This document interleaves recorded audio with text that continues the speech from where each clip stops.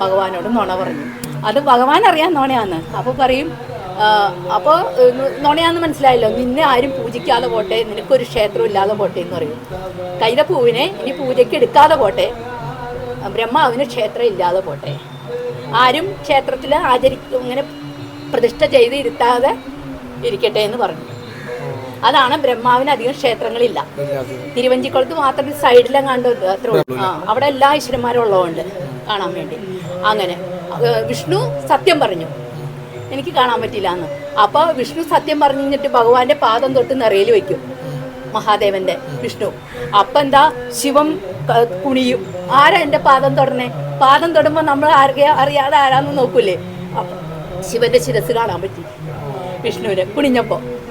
പാദവും കണ്ടു, പാദം തൊട്ട് നിറയിൽ വെച്ചു. വിഷ്ണുവാണ് സത്യം, അതായത് എന്നുള്ളത് തെളിയിച്ചു.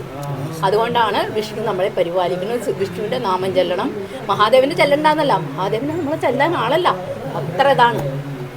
ഇത് കഴിഞ്ഞ് ബാക്കി പറയാം. ഇതാരാ മോനാണ്?